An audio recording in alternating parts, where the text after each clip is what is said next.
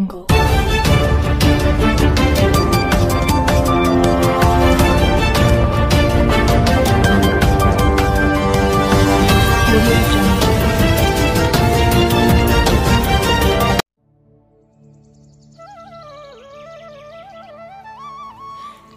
नसती तर सिद्धार्थला बुद्धत्व प्राप्त झाले नसते.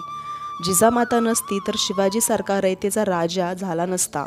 सावित्रीबाई नसती तर महात्मा फुलेंनी मुलींसाठी शाळा उघडली नसती. रमाई नसती तर या देशाला बाबासाहेबांद्वारे लिहिलेले संविधान मिळू शकले नसते.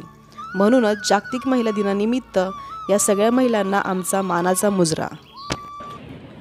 नमस्कार, मी हेमलता भालेराव, माहेरची गायकवाड आणि माझा जन्म सातारा जिल्ह्यातील खंडाळा तालुक्यात झाला. म्हणजे प्रॉपर खंडाळ्यातच झाला.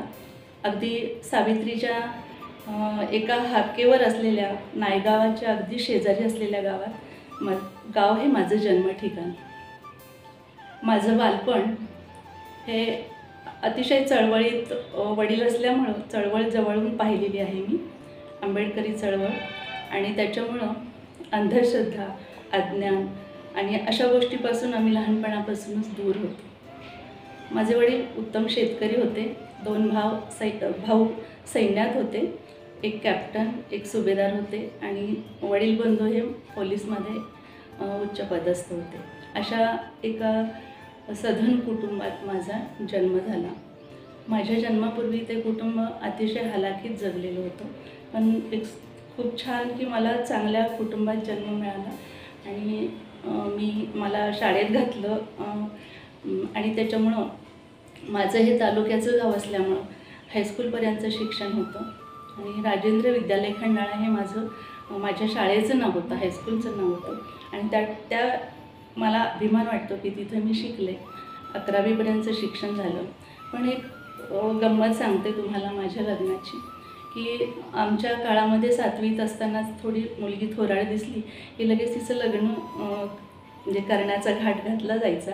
माझे वडील बंधू म्हणाले की नाही, आईला म्हणाले की आता हिला पाहुणे बघायला येतील, साडी नेसायला सांग. 7वीतच, मला वाटते 6वी 7वीतच होते मी, आणि साडी नेसायला सांग. आणि मग आईनं तसं सुरुवात केली आणि पाहुणे बघायला यायला लागले. पण मी आईला सांगितलं, आई मी लग्न करणार नाही, मला मॅट्रिकपर्यंत तरी कमीत कमी शिकायचं आहे, नाहीतर मी घरातून पळून जाईन. अशा प्रकारचं मी एक बंड केलं. आणि मग आई आणि माझे भाऊ यांची एक मीटिंग भरली. माझ्या भावांच्या समोर मला बोलण्याचं धाडस नसायचं कधी. सातारा जिल्ह्यामध्ये असं होतं की आई खरं तर मातृप्रधान सत्ता आमच्या सातारा जिल्ह्याची होती, की आईच्या सल्ल्याने आई जे सांगेल ते सगळं ऐकायचं. मग आईने सांगितलं भावांना की अशी अशी म्हणते ती. तेव्हा मग भाऊ म्हणाले नाही, बहीण ही आपल्या घरची आबरू असते आणि तिला शिकवलं पाहिजे. मग माझ्या भावाची मुलगी ही माझ्यापेक्षा लहान होती. अनेक अटी ठेवल्या गेल्या माझ्यासमोर. ते म्हणाले की आमची मुलगी लहान आहे, तिचं जर आम्हाला आधी लग्न करायचं आणि तू राहिलीस तर लोक तुला नावं ठेवतील, तुझं लग्न नाही जमणार. मी म्हटलं चालेल, माझं लग्न नाही झालं तरी चालेल, पण मला शिकायचं आहे. आणि मग ही माझ्याशी म्हणजे तडजोड झाली शिक्षणाशी. आणि मला एक अट घातली गेली की तू ज्या वर्षी तू नापास होशील त्या वर्षी तुझं लग्न. म्हटलं ठीक आहे. आणि खूप अभ्यासाला सुरुवात केली आणि चांगल्या मार्काने मी पास झाले. मराठीमध्ये मला डिस्टन्स मिळाला आणि मराठी हा विषय आजही माझा खूप चांगला आहे. तर अशा नंतर मॅट्रिक झाले आणि लग्न झालं माझं. सासरे हे माझं पुण्यातलं. माझे सासरे मुख्याध्यापक होते, जिथे महात्मा फुल्यांनी पहिली शाळा काढली मुलांची नानापेठेत. त्या शाळेतच माझे सासरे मुख्याध्यापक होते. म्हणजे एक शिक्षकाचा वारसा असलेलं मला सासर मिळालं आणि मी त्या ठिकाणी माझे सासरी मिळाले. मॅट्रिक होते आणि वाटलं सगळ्यांना की पण आमच्या घरात महिलांनी नोकरी करण्याची काही पद्धत नव्हती. पण सासऱ्यांना वाटायचं की मी नोकरी करावी म्हणून. आमच्या सासूबाई तसं पुरोगामी विचाराच्या असल्या तरी त्यांच्या 7 सुना नोकरी करत नव्हत्या, 6 सुना. आणि त्यामुळे हिला कशी नोकरी द्यायची म्हणून त्या थोड्याशा ह्या गोष्टीला परवानगी देत नव्हत्या. आणि मग हळूहळू त्यांनी मला परवानगी दिली आणि मी DED झाले. पुरंदर तालुक्यात शिक्षिका म्हणून नोकरी लागली मी. प्रश्न असा उभा राहिला की मुळात DED करतानाच मला एक मुलगा होता, त्या मुलाला सांभाळायचं कोणी, आणि ही अडचण म्हणजे माझ्या स्वतःच्या पुढे उभी राहिली. मग काही दिवस मी जेजुरीत राहिले, पुरंदरमध्ये नोकरीला असल्यामुळं. माझे सासरे माझ्याबरोबर होते आणि ती नोकरी करताना, खरं तर मला नोकरी करताना खूप अडचणी आल्या. महिला दिन आहे म्हणून मला हे सांगावंच वाटतं की घरातून सहकार्य मिळालं तर, घरातच जर आपल्याला चांगलं म्हटलं तर बाहेरची पण माणसं आपल्याला चांगली म्हणत असतात. मुळातच स्त्रीला घरातच तिला पाय मागे ओढायला लागला तर बाहेरची माणसंसुद्धा तिचा पाय जास्तच खोलात गुंतवतात आणि तिला त्रास देतात. म्हणून घरातलं पाठबळ हे स्त्रीला फार महत्त्वाचं असतं आणि ते मला मिळालं. पण नोकरी करत असताना ज्या काही मला अनेक अडीअडचणी आल्या, त्या अडीअडचणी मी सहन पार करतच पुढे गेले. माझ्या घरच्या लोकांनी माझ्या मुलांना सांभाळलं आणि ते सांभाळत असताना मला काही आर्थिक गोष्टी मात्र सोसाव्या लागल्या. ही माझी अडचण होती की मला असं कुठली गोष्ट पैशांची, जो माझा पगाराचा पैसा होता तो माझा नव्हता, तो मला घरात द्यावा लागत होता. म्हणजे तुम्ही जर तुमच्या मुलांना सांभाळायला कोणी घरात जर सोय होत असेल, आत्ता मुलांना तुम्हाला पाळणाघरात ठेवावे लागतं. पण मला ती अडचण मला भासली नाही, कारण मी माझ्या कुटुंबावर विश्वास ठेवला. स्त्रीला अडचण केव्हा येते की जेव्हा मी माझा नवरा आणि माझी मुलं एवढाच विचार करते, तेव्हा घरातली लोक तिला सहकार्य करत नाही. पण हे जेव्हा कुटुंब माझं आहे, हे कुटुंब माझ्या मुलांना सांभाळेल असा विचार करून अगदी निष्काळजीपणाने मी माझ्या नोकरीसाठी जात होते. हे सहकार्य मला कुटुंबाने अतिशय. तर मला आणखी एक मुद्दा सांगायचा आहे या महिला दिनाच्या निमित्ताने. आपण उगीच असं म्हणतो की म्हणजे आम्ही कुठेतरी अबला आहोत, आम्हाला म्हणजे खूप त्रास होतो. हे खरं आहे खरं म्हटलं तर. पण जर आपण अगदी ठामपणे उभं राहिलो आणि मुळातच स्त्रीने आधी स्वतःचं, जी स्त्री बाहेर पडते तर तिनं स्वतःचं रक्षण कसं करायचं, स्वतः कसं सावध राहायचं, त्या स्त्रीच्या हातात असतं. तरच इतर लोक आपल्याला मदत करत असतात. आणि मी एक शिक्षिका असल्यामुळं समाजाकडनं मला सहकार्य तसं खूप मिळालेलं आहे. काही चांगली वाईट माणसंही मिळालेली आहेत. ती कशी त्यांना आपण सामोरं जायचं, चांगल्यांनाही आपण वाईट लोकांनाही कसं चांगलं बनवायचं. कारण कुठलंही शहर किंवा कुठल्याही गावामध्ये आपण नोकरी करतो, स्त्री नोकरी करते, तेव्हा ते गाव आपल्याला बदलता येत नाही, म्हणजे आपल्या मनासारखं करता येत नाही. तर त्या गावाचं परिवर्तन करणं हे आपलं काम असतं. म्हणजे ते काही कापड नाही की आपण नको हे पसंत नाही हे बदलावं. जिथं जाईल तिथं आपल्याला जावंच लागतं ना. तर ह्या गोष्टी करत असताना काही मंडळी मला अनुभव आलेत, पुरुषांचे सुद्धा अनुभव आलेत की स्त्री बाहेर पडली की तिला छेडणं किंवा तिला त्रास देणं, अशा गोष्टींनाही मला सामोरं जावं लागलेलं आहे. परंतु त्यावेळेस तर एका गावात फक्त एकच स्त्री नोकरी करत होती, एका शाळेत एकच स्त्री नोकरी करत होती आणि बाकीचे पुरुष होते. पण म्हणजे ते सहकार्य मिळवणंसुद्धा आपल्या हातातच असतं सगळ्या गोष्टी. मला खरं तर काही गोष्टी निगेटिव्ह सांगताना ते खरं कादंबरीच होईल, पण मला नाही सांगायचं ते. तर अशा प्रकारची मी नोकरी करत असताना आज मी मुख्याध्यापक पदावरून वेगवेगळ्या गावात नोकरी केली. मी म्हणजे मांजरी, हडपसर, पुरंदर तालुका, नंतर मी अगदी सिंहगडाच्या पायथ्याला डोंजे ह्या गावात म्हणजे शेवटची मुख्याध्यापक म्हणून नोकरी माझी झाली. तिथंही मला बऱ्याच काही लोकांनी, जेव्हा शाळेमध्ये आपण एक बॉस असतो मुख्याध्यापक म्हणून, त्यावेळेस गावाला असं वाटत असतं की जातीपातीचं राजकारण होत असतं. मी जातीचं सांगेन की आपण म्हणतो की नाही आता जात संपलेली आहे आणि आता जातीला कुणी त्रास देत नाही किंवा जातीभेद कुणी पाळत नाही, तर असं काही नाही. डोंजे गावामध्ये सुरुवातीला काही लोकांच्याकडनं मला थोडासा त्रास झाला की त्यांना असं वाटलं की मी ह्यांच्यासमोर कसं बसायचं, ह्या तर अशा शेड्यूल कास्ट आहेत आणि आपण खूप उच्च आहोत, देशमुख आहोत, पण आपल्या कर्तृत्वाने आपण त्यांना आपल्यासारखं किंवा आपण त्यांच्या विचाराचं परिवर्तन निश्चितच घडवू शकतो.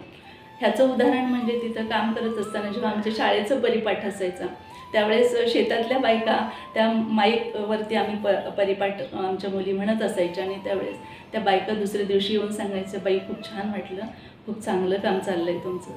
ही पावती होती आम्हाला. आणि आपल्या चांगल्या कामाची पावती निश्चितच मिळते. ज्यावेळेस मी सेवानिवृत्त झाले तेव्हा एक ऑनरेबल हेडमास्टर म्हणून मला सगळ्यांनी निरोप दिला. यातच माझ्या कर्तृत्वाचं मला धन्यता वाटतं किंवा मला एक छान वाटतं की मी एक चांगलं काम केलेलं आहे. माझ्या आयुष्यामध्ये बऱ्याच अशा घटना घडल्या की मला स्त्री म्हटलं की तिला वेदना आहे. स्त्री म्हटलं की प्रत्येक स्त्री, कुठलीही स्त्री सुखी असू शकत नाही. ती स्त्री आहे तर तिला वेदना आहे. वेदने वाचून कोणतीही स्त्री नाही. पण त्या वेदनांना सामोरं जात, त्या वेदनांशी दोन हात करत त्या स्त्रीनं आपलं आयुष्य जगायचं असतं. कुणाला पाठिंबा मिळतो, कोण एकटी स्त्री असते, कुणाला मैत्रिणींची साथ मिळते, कुणाला मिळत नाही. अशा परिस्थितीत आपण खचून जाता कामा नये आणि आपलं आयुष्य आपण जगायचं असतं. आपल्या आयुष्यामध्ये येणाऱ्या संकटांना आपण सामोरं जायचं असतं. मला आज माझा एक विद्यार्थी माझी मुलाखत घेतोय आणि मला खूप भारी वाटतंय की तो मला सांगतो की बाई असं बसा, की ज्याला मी सांगत होते अरे नीट बस, आणि म्हणजे जे सांगत होते तोच विद्यार्थी आज मला सांगतो की बाई असं बसा, छान इकडे बघा, कॅमेऱ्याकडे बघा. आणि मला ते खूप ग्रेट वाटतंय. मी त्याला धन्यवाद देते. मी आजच्या महिला दिनाच्या दिवशी एवढंच सांगेन की बाई आपल्यावर खूप संकट येत असतात. खूप संकट घरातून येतात, दारातून येतात, आपल्या शेजार कुठूनही आपल्यावर संकट येत असतात.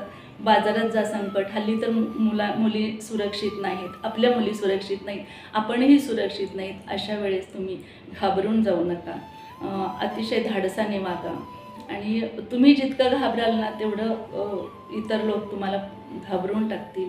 आणि प्रत्येक क्षेत्रामध्ये काम करत असताना आजूबाजूची माणसं ओळखा, गाफील राहू नका.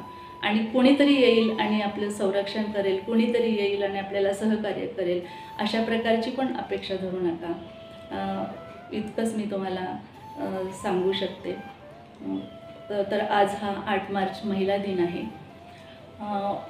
1919 साली क्लारा झेटकिन या स्त्रीनं न्यूयॉर्कला भरलेल्या महिला अधिवेशनामध्ये, पहिल्या अधिवेशनामध्ये त्यांनी एक आरोळी ठोकली की आम्ही स्त्रिया आहोत, आम्हाला सन्मान हवा आहे आणि आमच्यासाठी एखादा तरी सन्मानाचा दिवस असावा, असं तिनं जेव्हा सांगितलं त्या महिला अधिवेशनामध्ये, तेव्हा तिथं हा 8 मार्च हा दिवस महिलांच्यासाठी मुकर्रर केला गेला. आणि त्या दिवसापासून सर्व जगातील देशामध्ये हा दिवस पाळला जातो. 8 मार्च तारीख जरी निश्चित असली तरी वेगवेगळ्या देशामध्ये वेगवेगळ्या शतकामध्ये हा दिवस साजरा केला जात होता. कारण जर्मनीमध्ये किंवा इतर देशामध्ये महिलांना मतदानाचा हक्क नव्हता आणि त्याच्यासाठी खरं त्यांना हक्क हवा होता. पण जेव्हा युनोनी मग हा दिवस सगळीकडे एक सुसूत्रता असावी, एकाच दिवशी हा साजरा केला जावा म्हणून 1975 साली 8 मार्च 1975 साली हा महिला दिन सगळीकडे साजरा व्हावा असं ठरलं. आणि त्या दिवसापासून आमचा महिलांचा सन्मान होऊ लागला. खरं तर भारतामध्ये महिलांचा सन्मान हा घटनेद्वारा त्यापूर्वीही 1950 सालापासूनच या देशामध्ये सगळ्या प्रकारचे हक्क महिलांना मिळाले होते. मतदानाचा हक्क मिळाला होता, शिक्षणाचा हक्क मिळाला होता, आर्थिक, सामाजिक, शैक्षणिक, सांस्कृतिक सगळेच हक्क आणि सगळ्याच मुभा स्त्रीला प्राप्त झाल्या होत्या. आणि त्याच्या आधीही पण जागृती न झाल्यामुळे आज हा दिवस ह्या दिवसाचं उद्दिष्टच असं आहे किंवा थीम अशी आहे की फक्त तो दिवस साजरा करून उपयोग नाही, तर जनजागृती होणं महत्त्वाचं आहे. 2024ची थीम अशी आहे की सर्वांनी मिळून सर्व क्षेत्रातील लोकांनी मिळून हा दिवस साजरा करायचा आहे. म्हणजे फक्त महिलांचा कुठेतरी सत्कार होत होता, कुणीतरी एखाद्या ऑफिसमध्ये किंवा एखाद्या उद्योजक महिलांचा, किंवा खरं तर आमचा अजून शिक्षकांचा फक्त 5 सप्टेंबर सोडला ना तर 8 मार्चला माझ्या तरी ऐकिवात असं नाही की एखाद्या चांगल्या शिक्षकाची किंवा शिक्षकांची, शिक्षक सगळे चांगलेच असतात, पण 8 मार्चला त्यांचा सत्कार कोणी केला आहे, गौरव कोणी केला आहे असं मला तरी कुठे अद्याप दिसलं नाही. तो दिवस आम्हाला 5 सप्टेंबरचा दिला आहे, त्यातही खूप आहे गोष्टी. तर मग हा दिवस 1975 पासून आज तागायत सुरू आहे. आज 2024ची थीम अशी आहे की हा विकास गतीनं व्हायला पाहिजे महिलांचा. अतिशय जो महिलांचा विकास आहे तो हळूहळू चालला आहे, तो गतीने व्हायला पाहिजे आणि तिला त्याची जाणीव व्हायला पाहिजे. आणि म्हणून जगातील सर्वांनी याच्यामध्ये सहभाग व्हायचा आहे. फक्त महिलांनी किंवा तिचा सत्कार करणाऱ्यांनी ह्याच्यामध्ये सामील व्हायचं. एखाद्या स्टेजपुरतं तिचं अस्तित्व नाही. तर मी जेव्हा शिक्षिका म्हणून किंवा मी काही सामाजिक क्षेत्रामध्ये आहे, मी लेखिका आहे, मी कवयित्री आहे, मी आर्टिकल लिहिते आणि ज्यावेळी स्त्रियांच्यामध्ये मी जात असते, त्यांची मुलाखत घेत असते, त्यांच्याशी बोलत असते, तेव्हा मला याची जाणीव झालेली आहे की त्यांना अजूनही हा महिला दिन म्हणजे काय हेच माहिती नाही. मी एका महिलेला विचारलं की आज तुम्ही कुठे चाललाय, तर त्या म्हणाल्या मी भांडी घासण्याचं काम करते, धुणं धुण्याचं काम करते. मी त्यांना म्हटलं अहो आज महिला दिन आहे, आपल्या गौरवाचा दिन आहे, तुम्ही नका जाऊ, घरी बसा, नका जाऊ. त्या म्हणाल्या मग मला खायला कोण देणार, मला गेलंच पाहिजे. म्हणजे माझा गौरव दिन आहे हा, जेव्हा अत्यंत तळागाळातील महिलेला समजेल आणि तिला ते समजून सांगणं हे आपलं सर्वांचं काम आहे. म्हणून मी म्हणते की जागतिक पातळीवर सर्वांनी ह्याच्यामध्ये सहभाग घ्यायचा आहे आणि तरच हा खऱ्या अर्थाने आज महिला दिन साजरा होतोय. पुन्हा एकदा मी सगळ्या महिलांना मनापासून शुभेच्छा देते. आनंदी राहा, सुखी राहा आणि मुळात धाडशी राहा. सावित्रीबाईसारखं तुम्ही सुशिक्षित आहात, म्हणजे शिकला आहात तर आपल्या शेजारच्याही स्त्री शिकली पाहिजे, तिच्यासाठी काहीतरी प्रयत्न करा. जिजाऊंच्यासारखं व्हायचं असेल तर अन्यायाला एक अन्यायाची तलवार, त्यांनी एक धारदार तलवार घेतली, पण आपण वैचारिक तलवार आपण हातात घेतली पाहिजे. आणि जर आपल्याला ताराराणी व्हायचं असेल तर कुटुंबावर प्रेम करायला पाहिजे, कुटुंबाची काळजी घ्यायला पाहिजे. आणि येसूबाई व्हायचं असेल तर अतिशय धाडसाने जगायला पाहिजे आपल्याला. रमाई होणार असेल तर फक्त रमाईचं गीत गौरव गाऊन काही उपयोग नाही, तर तिनं अत्यंत हालाकीचे दिवस काढून आपल्या बाबासाहेब आंबेडकरांच्या पाठीशी त्या उभ्या राहिल्या. आज आपल्याला एखादी गोष्ट कमी पडली तर आपण आपल्या पतीच्या पाठीशी उभं राहत नाही, स्वतःचंच बघतो किंवा शेजारी फार मोठा TV आला माझ्याही घरात का नाही, अशा प्रकारचं आपण वातावरण करतो. पण जे त्याच्यामुळं काय होतं तर संसारात आपण कर्जबाजारी होतो. आपला नवरा कुठूनही भ्रष्टाचार करून आपल्याला त्या गोष्टी आणून देतो. आणि खरं तर स्त्रीनं खूप चांगल्या गोष्टी केलेल्या आहेत असं वाचनात पण आलं आहे, भाषणातही ऐकलेलं आहे की शेती करणं, शेतीची सुरुवात किंवा शेतात पीक काढणं हे फार पुराण काळामध्ये स्त्रियांनी शेती करायला सुरुवात केलेली, पुरुषांनी नाही. बऱ्याच गोष्टी स्त्रियांनी सुरुवात केली आहे. स्त्री शिक्षणाची सुरुवात स्त्रीने केलेली आहे. स्वराज्य निर्मितीचं कामाचं मार्गदर्शन शिवाजी महाराजांना एका स्त्रीने जिजाऊंनी केलेलं आहे. मग आपण मागं का राहायचं, आपणही पुढे जाऊ, आपणही पुढे जाऊ. नमस्कार.